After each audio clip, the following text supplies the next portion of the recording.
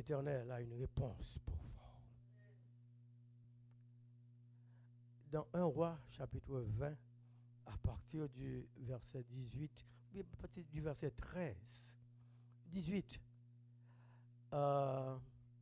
il y a une sorte de... Il y a une anecdote. Parce qu'Israël était toujours en guerre avec les Syriens. Et puis le roi de Syrie, Ben-Hadad, décide de réunir ses sages, ses conseillers, pour dire, mais c'est quoi le problème? Pourquoi Israël nous combat toujours? Pourquoi Israël est toujours victorieux sur nous? C'est quoi le problème? Et puis, ses conseillers de lui dire, ah bien, mon roi, nous pensons que il y a une tactique Israël. Parce qu'ils combattent toujours, ils ont essayé, ils ont entraîné toujours sur la montagne. Et ça fait rien parce que leur Dieu s'appelle le Dieu de la montagne. C'est ça qui fait toujours gagner comme ça. Et donc, il dit, pour gagner nos batailles, il va falloir que nous-mêmes, nous les entraînions dans la vallée, dans les plaines, dans le prochain combat. En fait, c'était une vision très étroite du Dieu d'Israël. Très étroite. C'était pratiquement un blasphème à l'endroit de Dieu. Un mépris de la puissance de Dieu de la part des Syriens. Et l'Éternel pas admettre des défis. Ou là, nous faisons vraiment. L'Éternel n'admet pas ces défis. Regardez ça, l'Éternel va le dire. Dans 1 Roi chapitre 20 et verset 28. Il dit parce que. Vous êtes là avec moi? Parce que les Syriens ont dit que je suis seulement le Dieu des montagnes et que je ne suis pas le Dieu des vallées. Il dit, ouais, Israël là, descend dans la vallée à Altaniola. Et puis c'était la débandade totale. On ne pas provoquer bon Dieu. On ne pas défier bon Dieu. C'était la débandade totale.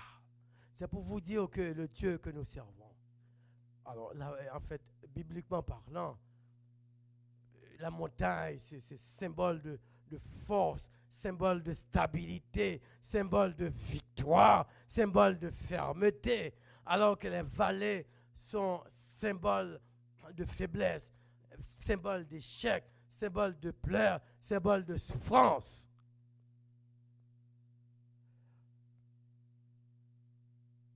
Il vous dit ce matin que votre Dieu, le Dieu que vous servez, est non seulement le Dieu des montagnes, mais il est également le Dieu des vallées. Si actuellement vous êtes dans la vallée de la désolation, la vallée du désespoir, il va venir vous rencontrer là où vous êtes. Ce Dieu n'est pas limité.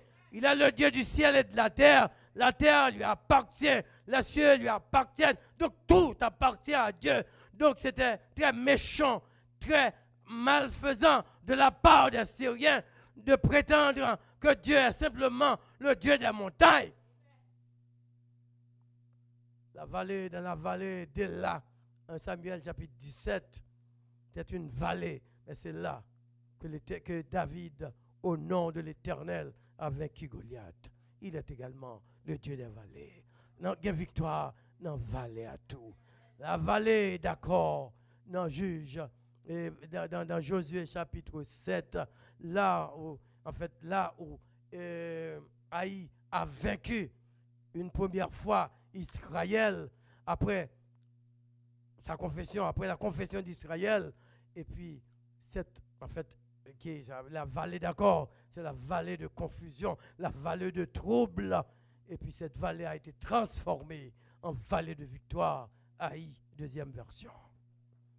La vallée de l'ombre de la mort dont nous parle David dans Psaume 23. C'était une vallée étroite et serrée entre deux rochers, de telle sorte que celui qui pénètre cette vallée n'a aucune chance de sortir.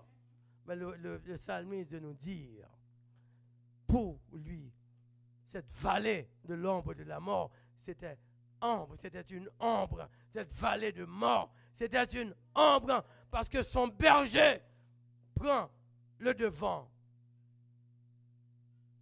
Son berger prend le devant et puis il prend en fait toutes les attaques sur lui-même. Il affronte tous les dangers. Et puis pour tracer un chemin avec sa roulette et son bâton pour me mettre dehors.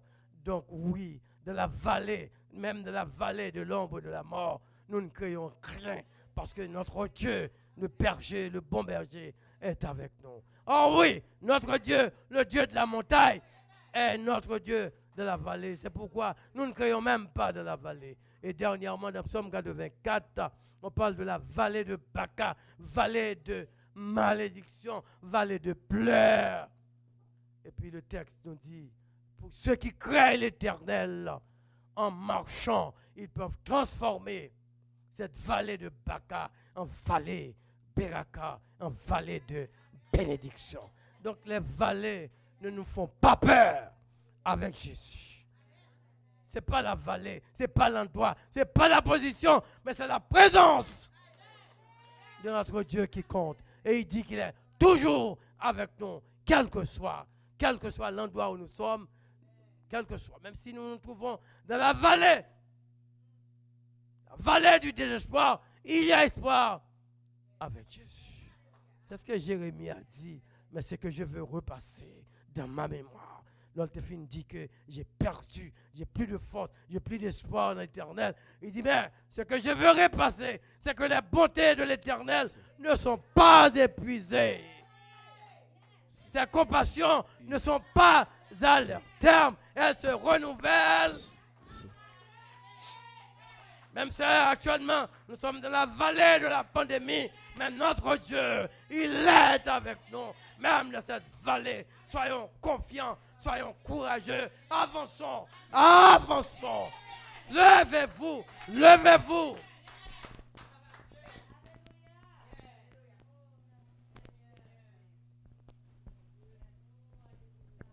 Que Dieu vous bénisse abondamment.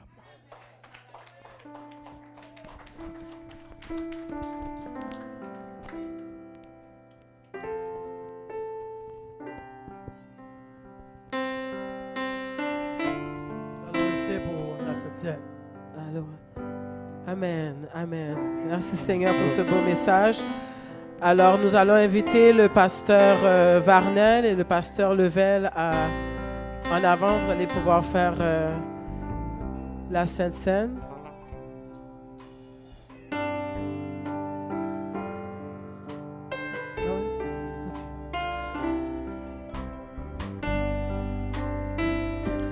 Nous allons chanter ensemble le premier couplet et le refrain, et ensuite le pasteur dirigera le moment du partage du pain et du vin.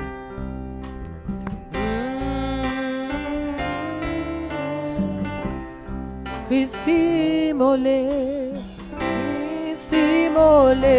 sur la colline et cloué sur la croix, méprisé, couronné d'épines, je te couronne, roi, pour me rappeler, Gethsémani, pour me rappeler ton agonie, pour me rappeler ton combattu. Conduis-moi vers la croix.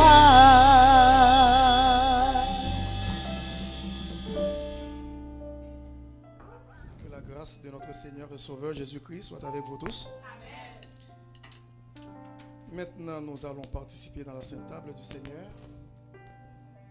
où se trouvent ces éléments suivant le pain et le vin, qui symbolisent le corps meurtri de Jésus-Christ pour nous sur la croix.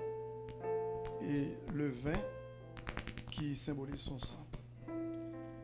Dans 1 Corinthiens chapitre 11, à partir du verset 23, je vais vous lire ce passage. Car j'ai reçu du Seigneur ce que je vous ai enseigné. C'est que le Seigneur Jésus, dans la nuit où il fut livré, prit du pain, et après avoir rendu grâce, le rompit et dit, ceci est mon corps qui est rompu pour vous. Faites ceci en mémoire de moi. De même, après avoir soupé, il prit la coupe et dit, cette coupe est la nouvelle alliance en mon sang. Faites ceci en mémoire de moi toutes les fois que vous en boirez. Car toutes les fois que vous mangez ce pain et que vous buvez cette coupe, vous annoncez la mort du Seigneur jusqu'à ce qu'il vienne. C'est pourquoi celui qui mangera le pain ou boira la coupe du Seigneur indignement sera coupable envers le corps et le sang du Seigneur. Que chacun donc s'éprouve soi-même et qu'ainsi il mange du pain et boive de la coupe. Car celui qui mange et boit sans discerner le corps du Seigneur mange et boit un jugement contre lui-même. C'est pour cela qu'il y a parmi vous beaucoup d'infirmes et de malades et qu'un grand nombre sont morts. Si nous nous jugions nous-mêmes, nous ne serions pas jugés. Mais quand nous sommes jugés, nous sommes châtiés par le Seigneur afin que nous ne soyons pas condamnés avec le monde. Ainsi, mes frères et sœurs, lorsque vous vous réunissez pour le repas, attendez-vous les uns les autres. Si quelqu'un a faim, qu'il mange chez lui, afin que vous ne vous réunissiez pas pour attirer un jugement sur vous. Je réglerai les autres choses quand je serai arrivé. Amen. Nous allons nous courber dans un instant. Notre bien-aimé frère, Eugène Guillaume, va prononcer la prière. Seigneur Dieu Tout-Puissant, nous voici réunis autour de cette table afin de partager ensemble ce repas que tu nous as préparé, Seigneur, pour commémorer ta mort et ta résurrection. Nous te prions, Seigneur, de nous aider, chacun de nous qui va participer, oh Dieu, à cette table, afin que, Seigneur, nous débarrasser de tout péché, de toute iniquité, et que nous soyons dans les conditions agréables pour partager ce pain. Bénis pour nous cette table, bénis le fruit et le pain que nous allons partager, qu'il soit pour nous, Seigneur, un sujet de bénédiction. Amen. Amen.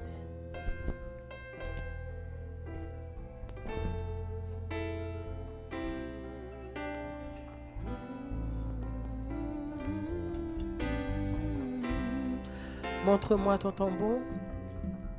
Montre-moi ton tambour si sombre où les femmes pleuraient, où les anges de Dieu sans nombre veillaient et te gardaient pour me rappeler, Gethsemane, où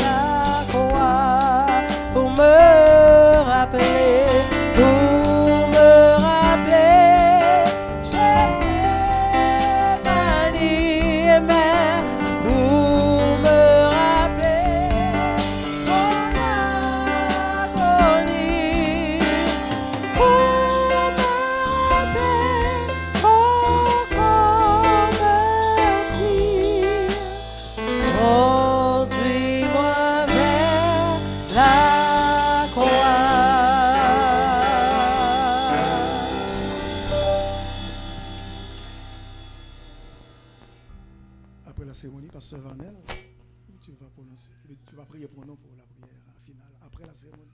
Oui, c'est ça.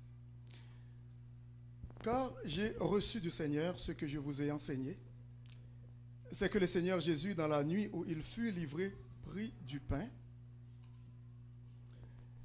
et après avoir rendu grâce, le rompit et dit, ceci est mon corps qui est rompu pour vous, faites ceci en mémoire de moi. Mangeons ensemble.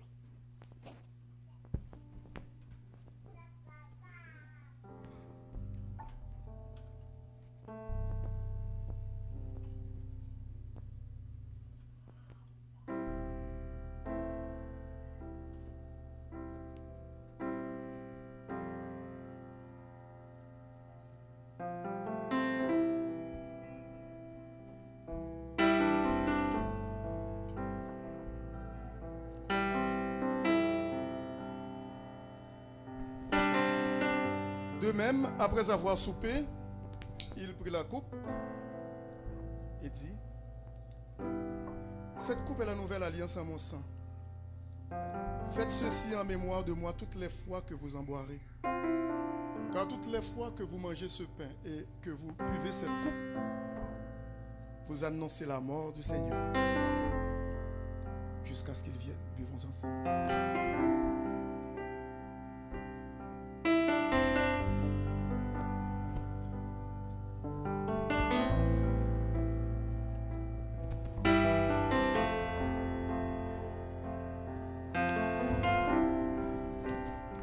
Vous mettre debout.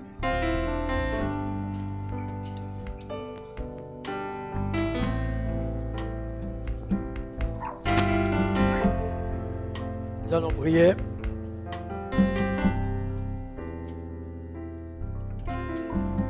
Notre Seigneur et notre Dieu, nous te sommes très reconnaissants et nous te remercions, Père, ce service d'adoration. Te remercions de ta présence. Te remercions, Seigneur, du privilège de participer à la table du Seigneur. Te remercions pour les chants qui ont été chantés à ton honneur. Te remercions, Père, pour les prières monter vers toi. Merci Seigneur pour le message de ta parole. Une fois encore, merci pour la table du Seigneur. Seigneur, c'est un privilège de pouvoir t'adorer physiquement alors que des millions de personnes t'adorent virtuellement en ce moment. Mais tu nous as fait grâce, une grâce spéciale d'être en l'église visible, d'être ensemble pour t'adorer. Merci d'avoir accepté, Père, cette adoration. Seigneur, merci pour la semaine qui s'en vient. Merci pour toutes les provisions que tu as déjà faites pour nous. Seigneur, il y en a beaucoup actuellement se trouve dans la vallée du désespoir. Mais tu nous as fait comprendre ce matin par ton Saint-Esprit que ce n'est pas fini pour nous les enfants de Dieu. Tu viens toujours à notre rencontre là où nous sommes. Pas une question de position, c'est une question de ta présence. Nous prions, Seigneur, pour cette église. Nous prions, notre Père, pour Canada, ce pays où nous vivons actuellement. Nous prions pour notre pays, Haïti. Seigneur, une visite spéciale pour ce pays. Tu l'as fait pour Israël quand il était en Égypte. Et tu vas faire une intervention spéciale, Seigneur, pour notre pays, Haïti. Ça va mal, très mal. Tu as vu, tu as entendu, tu connais et tu vas descendre. Merci Seigneur de ce que tu vas répondre à nos prières. Seigneur, merci une fois encore pour cette semaine. C'est une semaine bénie. C'est une semaine remplie de bénédictions, remplie de joie. C'est une semaine de grâce. Parce que nous allons la passer avec Jésus. C'est tout, Seigneur. C'est tout ce qui est bien, c'est tout ce qui est essentiel. Merci Seigneur pour Pasteur Level, c'est cet homme que tu as choisi pour un ministère assez spécial à Montréal. Merci pour sa femme, merci pour ses enfants. Bénis chacun de nous une fois encore, Seigneur. Bénis tous les dirigeants de cette église. C'est la prière que nous t'adressons. Nous n'avons aucun mérite. Nous n'avons aucune vertu, Seigneur, pour le faire. Mais nous faisons tout simplement au nom de Jésus. Amen. Amen. À celui qui nous aime et qui nous a délivrés de nos péchés par son sang et qui a fait de nous un royaume des sacrificateurs pour Dieu son Père, à lui soit la gloire et la puissance au siècle des siècles. Que le Seigneur vous bénisse et passe une bonne semaine sous son regard tout-puissant. Amen. Les hommes, on va tout le temps s'écouter pour un bon moyen. Pas sérieux. Claude?